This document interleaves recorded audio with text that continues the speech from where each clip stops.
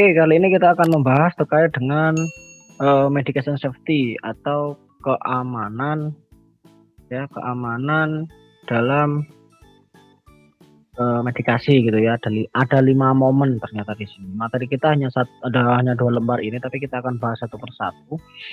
Oke, yang pertama terkait dengan ada 5 ya. Pertama adalah starting a medication ya. Starting a medication ini artinya apa? Artinya yaitu memulai medikasi atau memulai pengobatan ya. Jadi ini yang ngarang bukan Pak Ferry, tapi ini dari WHO ya. Jadi kalian sebelum memberikan obat-obatan gitu ya kepada pasien gitu ya. Pak perawat apa boleh memberi obat? Tak boleh ya, tapi berdasarkan resepnya dari dokter gitu ya. Jadi nanti di ruangan itu kita mendapatkan oret-oretan resep ya, dikasihkan ke orang apoteknya nyetor ke nurse station atau ke ruangan, nanti kita yang memberikan ke pasien gitu ya. Jadi kalian juga harus paham ya terkait dengan obat-obatan ya, obat ini untuk apa, obat ini untuk apa itu ya. Karena di sini sudah dijelaskan ya. Karena itu juga merupakan suatu teknik untuk mencapai keamanan pasien dalam bentuk medication safety. Yang pertama adalah memulai dari medikasi. Yang harus diperhatikan adalah satu ya, apa nama pengobatannya dan untuk apa gitu ya. Jadi kalian misal dikasih obat paracetamol ya, dijelaskan ke pasien, Pak, Bu, ini obat penurun panas ya, dan juga ada efek anti nyerinya itu ya. Jadi nanti Bapak Ibu diminum ini 3 kali sehari sesudah makan gitu ya. Karena Ibu demam makanya dikasih obat ini suhunya Ibu sekian. Nah gitu kalau menjelaskan. Jangan tiba-tiba Bu diminum ya 3 kali sehari ya, tanpa tahu pasien itu obat itu untuk apa gitu ya, enggak boleh ya. Kemudian what are the risks and possible side effect ya. Jadi kalian juga harus memberi penjelasan ya ke pasien ketika memberikan obat terkait dengan resiko dan kemungkinan efek samping yang ditimbulkan gitu ya.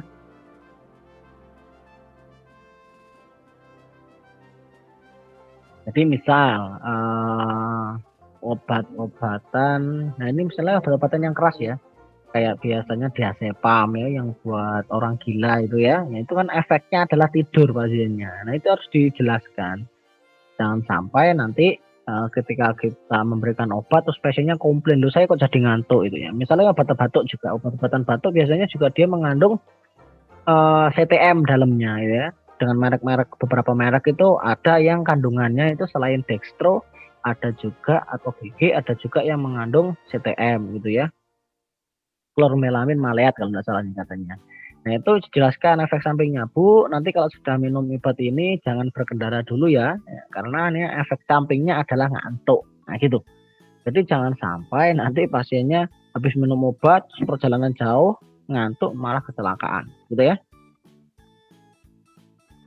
Kemudian is there another way of treating my condition ya. Jadi apakah ada jalan lain nih ya terkait dengan kondisi ya. Kemudian kalian juga harus tahu terkait dengan riwayat alerginya pasien. Ya, biasanya riwayat alergi sudah dikaji di awal pasien masuk sudah dikaji. Oh dia alergi obat ini, oh dia alergi antibiotik ini, oh dia alergi makanan ini. Nah itu sudah dijelaskan biasanya di awal ya. Ketika pasien masuk sudah ditandai, oh pasien ini alergi amoksisilin. Nah ini enggak akan kira dikasih obat-obatan dengan jenis amoksisilin gitu ya. Kalian harus cerita. Dan kalian kalau jadi pasien, ya kalian harus cerita terkait dengan riwayat alergi. Jangan sampai nanti tambah memperparah alergi kalian. Nah, terus kemudian how should I store this medication? Nah, kalian juga harus menjelaskan di mana bisa mendapatkan obat-obatan ini. Ya, karena tidak sembarangan obat dijual bebas. Nah, ini yang kelemahannya di Indonesia ya. Di Indonesia obat-obatan yang berlogo merah ya, obat-obatan yang berlogo merah itu masih dijual bebas di apotek tanpa resep dokter bisa diambil gitu ya. Kayak kapan hari pada waktu istri saya melahirkan itu dikasih resep sama dokter gitu ya. Saya lupa ndak bawa resep. Ya obatnya saya lupa apa namanya, obat X lah, nanti kalian tiru ya. Karena istri saya itu habis melahirkan, jadi dikasih obat itu yang memang fungsinya mengkontraksi uterus agar apa darah-darah yang sisa setelah lahiran itu biar segera bersih itu dari rahimnya. Nah, obat-obatan itu biasanya dibuat untuk menggugurkan kandungan gitu ya. Tapi namanya tidak akan saya sebutkan ya, namanya obat X gitu ya. Nah, waktu itu saya lupa bawa resep. Saya datanglah ke apotek gitu kan. Ternyata tidak dilayani, harus pakai resep. Bahkan saya diinterogasi macam-macam. Dikiranya mungkin saya mau menggugurkan kandungan gitu ya. Jadi akhirnya saya pulang bawa resep baru dikasih. Ya itu pun tidak langsung dilayani ya, si apotekernya tuh masih telepon dokter yang menulis resepnya itu apa benar tadi menuliskan resep untuk pasien atas nama ini, seperti itu gitu ya. Itu kalau obat-obatan yang memang dirasa berbahaya untuk dijual bebas ya. Nah sekarang obat-obatan dengan logo merah itu ya banyak itu ya. Kalian beli obat asam urat allopurinol itu kan kodenya kode merah, tapi bisa kita beli. Kita beli dexamethasone itu kita bisa beli, padahal itu steroid. Oke, dari yang pertama ada yang ingin didiskusikan dulu?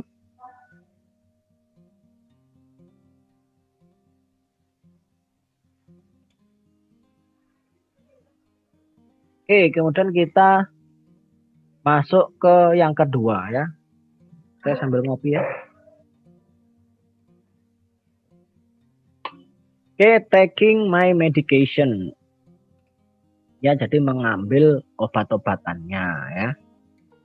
When should I take this medication and how much should I take each time? Nah, ini dijelaskan berapa kali sehari, dosisnya berapa, separuh atau 1 sendok kalau pas sirup gitu ya. Kemudian how should I take the medication? Bagaimana mengambil obat-obatannya ya. Kalau di rumah sakit jelaskan, Bu, nanti obatnya saya antar setiap pagi, siang, sama malam saya antar gitu ya.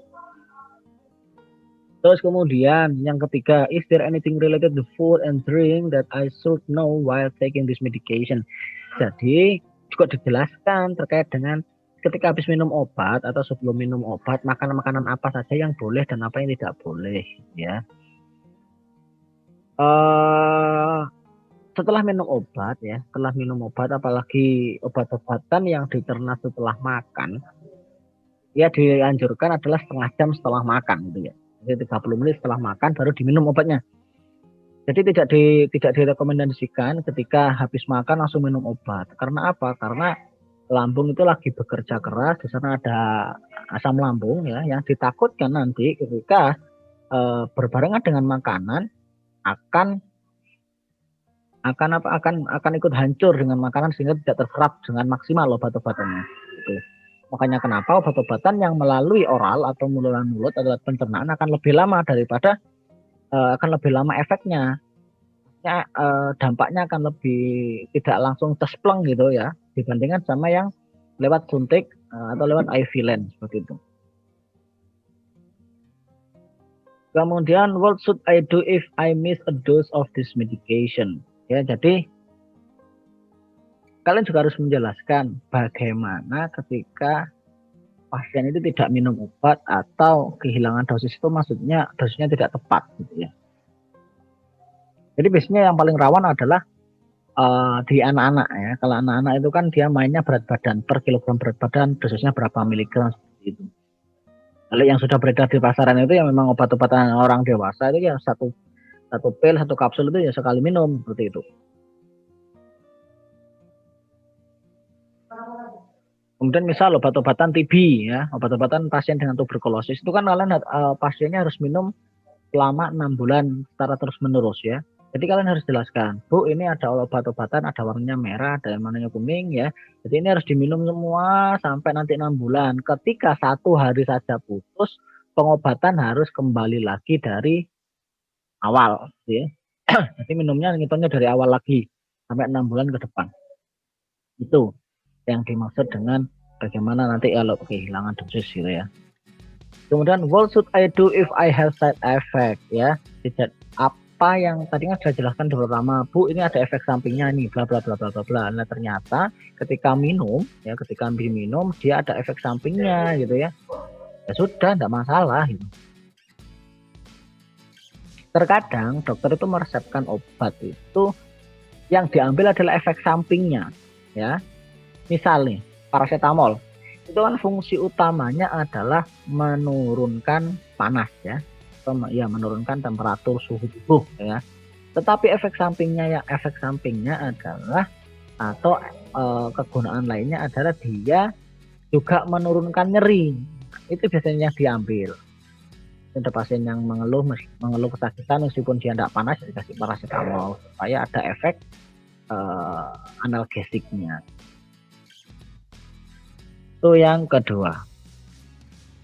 Kemudian yang ketiga, adding a medication ya, kira-kira pasien ini butuh obat-obatan nyalin atau tidak gitu ya.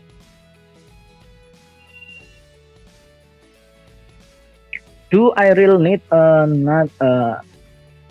need any other medication? Jadi apakah saya benar-benar nih butuh pengobatan yang lain, butuh obat-obatan yang lain? Ya, misalnya orang nyeri apa ya? Orang nyeri sendi gitu ya. Orang nyeri sendi. Dikasih analgesik anti nyeri. Ternyata dia tidak selesai juga nyerinya. Nyerinya habis diobati selesai, ternyata nanti setelah beberapa jam kumat lagi atau kambuh lagi. Nah, ternyata pasiennya itu ada asam uratnya. Ya, berarti harus dikasih obat asam urat. Sehingga nanti harapannya asam uratnya turun, juga nyerinya akan turun secara berkepanjangan seperti itu. Kemudian yang kedua have ill food ini ya. Jadi ini artinya apakah saya harus memberitahu petugas kesehatan tentang apa saja yang sudah saya minum. Nah, ini jelas ya. Jadi riwayat pengobatan kalian juga harus diminum, harus dituliskan, harus ditanya, harus dikaji. Karena apa? Karena kalau tidak dikaji terkait dengan riwayat pengobatan, ya maka nanti pengobatannya akan diulang. Misalnya kalian panas tinggi, sudah minum paracetamol gitu ya. Terus kalian nanti ke dokter nggak bilang kalau sudah minum paracetamol, ya nanti akan dikasih paracetamol lagi sama dokternya. Padahal paracetamolnya sudah tidak mempan ke tubuh kalian gitu ya, masih panas terus ya. Seharusnya kan dia naik kelas menjadi kasih metamizol dan lain sebagainya seperti itu.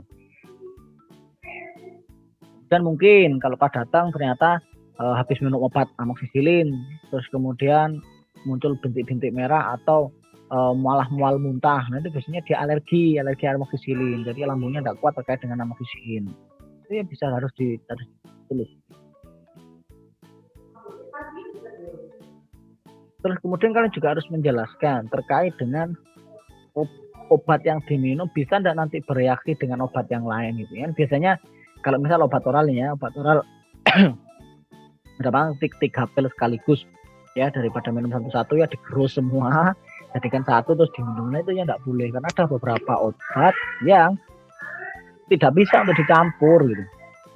Dia beda, misalnya kalau dicampur malah rusak ya. Misal contohnya adalah kalau obat-obatan itu antrain dan ondansetron. Antrain itu penurun panas dan isinya adalah metamizol. Yang kedua adalah ondansetron. Ondansetron itu antiemetik. Lah itu tidak boleh dijadikan satu, tidak boleh. Nah, tidak bereaksi semuanya. What should I do if I suspect an interaction? Nah, ini misal ternyata setelah diobati muncul nih gejala-gejala tidak diinginkan. Nah, misal mungkin ruam-ruam, muntah-muntah, ya segera nanti pasiennya disuruh ke pelayanan kesehatan atau meriksa gitu ya, ke dokter atau ke mantri atau ke bidan, tidak masalah. Kemudian yang terakhir, kapankah ya kan atau dapatkah saya able to manage memanage atau mengatur terkait dengan obat-obatan yang banyak tadi secara benar gitu ya. Jadi misalnya kan biasanya kita pulang dari rumah sakit itu kan banyak obat ya. Dibawa obat macam-macam A sampai Z biasanya. Nah itu obat itu sebenarnya kalau pulang dia ditanya ini obat-obatan apa saja gitu ya. Biasanya itu dikasih antibiotik, kemudian dikasih penurun nyeri, penurun panas sesuai dengan gejalanya, kemudian dikasih vitamin. Nah, apakah ini harus diminum semua sampai habis? Ya enggak gitu ya. Kalau sudah enggak panas jangan diminum. Tapi kalau antibiotik ya diminum sampai habis gitu ya. Kalau vitamin ya hanya perlu saja ya. Namanya vitamin ya untuk mensuplai mendukung imunnya tubuh gitu ya, vitamin agar badannya enak gitu ya. Kalau sudah merasa enak ya enggak usah dihabiskan, enggak masalah gitu. Jadi enggak semua yang obat yang satu plastik itu satu kresek itu dihabiskan semua ya tidak gitu ya.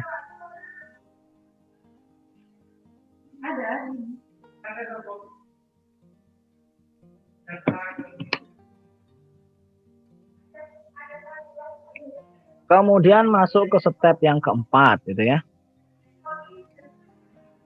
Reviewing my medication. Nah ini penting. Ya, jadi mulai sekarang kalian yang petugas kesehatan, apalagi juga orang tuanya kan usianya sudah tidak muda seperti saya ya. Ada yang orang tuanya seusia saya kan, enggak ada. Ya, pasti orang tuanya kan lebih pada saya, berarti sudah menginjak umur 30-an ke atas atau bahkan ada yang 40-an ke atas. Nah, mulai sekarang tolong di list obat-obatan yang pernah dikonsumsi. Terutama juga kalian juga. Berarti Bapak pernah minum apa? Ibu pernah minum obat apa saja gitu ya. Mungkin pernah minum obat-obatan diabetes, asam urat ya, Bodrek, Panadol, itu tulis ya. Karena itu nanti berguna ketika nanti siapa tahu ya mungkin dibutuhkan ke rumah sakit, di rumah sakit seperti itu ya. How long should I take each medication ya. Jadi seberapa lama ya saya menjalani pengobatan ya, tergantung tadi ya. Jalannya kan biasanya kalau di label obat itu pertolongan pertama adalah 3 hari ya, konsumsi obat selama 3 hari. Jika tidak ada reaksi atau reaksinya berulang, segera periksakan ke pelayanan kesehatan terdekat gitu ya.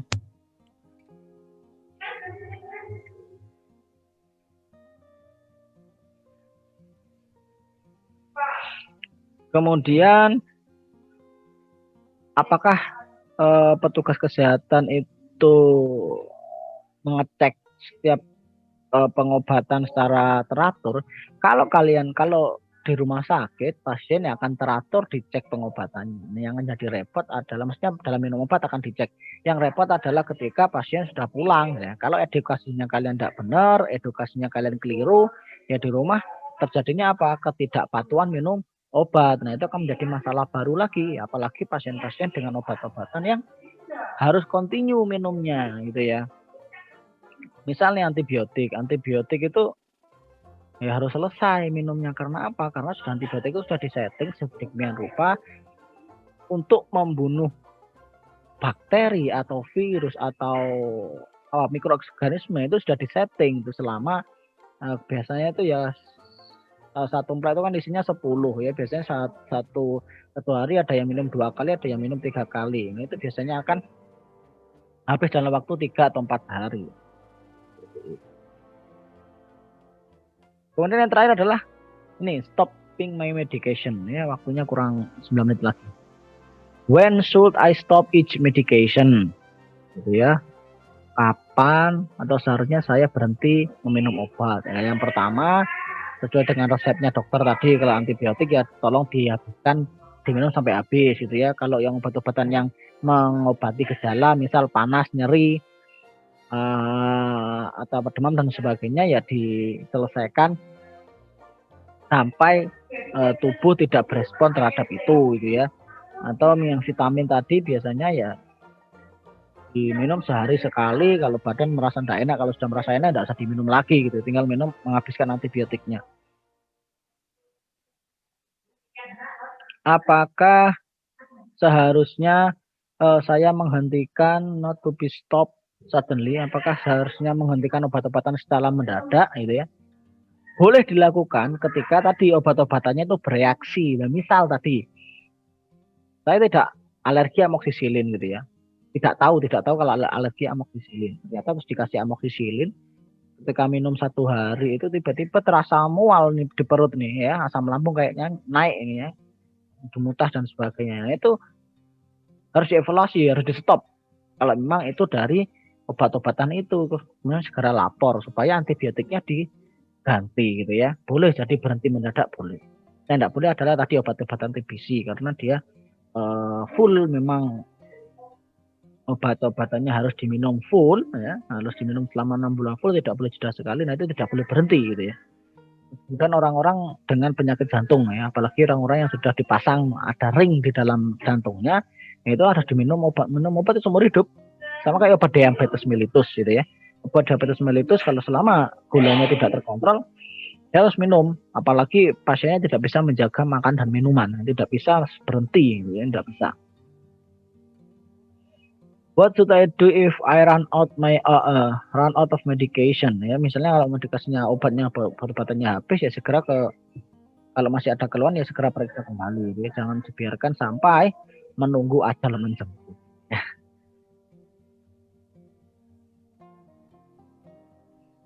If I have to stop my medication due to an unwanted effect, ya where should I report this? Ya lapornya ya ke yang memberikan resep gitu ya. Makanya kenapa jangan beli obat sembarangan kalau tidak tahu ilmunya gitu. Karena soalnya kalau tiba-tiba ada efek samping yang tidak diinginkan, lah mau komplain ke siapa kan gitu? Petugas apotek ya nggak bisa gitu ya. Nah jangan lupa adalah tadi itu expired medication-nya ya.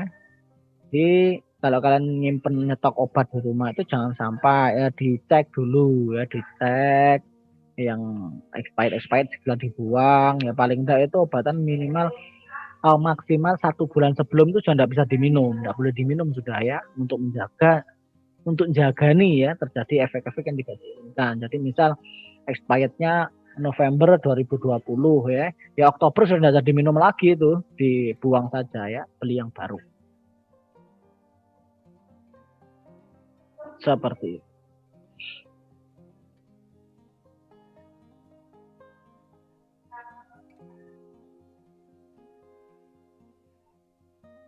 Ini ya, 5 momen dari medication safety tadi merupakan kunci ya, kunci bagi pasien dan caregiver itu seperti perawat, dokter dan sebagainya, sehingga tidak terjadi resiko-resiko yang tidak diinginkan gitu ya. Jangan sok keminter gitu ya.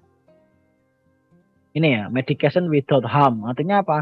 Kita berobat tanpa melukai gitu ya. Jangan sampai nanti tujuannya berobat malah salah minum obat, salah dosis dan sebagainya, malah tambah parah penyakitnya. Kemudian nah ini tempat-tempat yang bisa ditanya ya.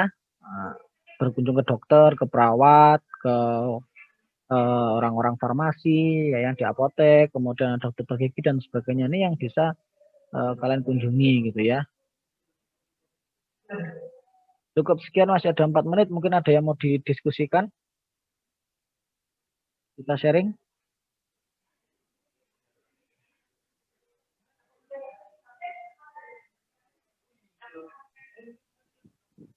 Saya ingin bertanya, Pak. Iya, saya ingin menjawab. Robi Luk.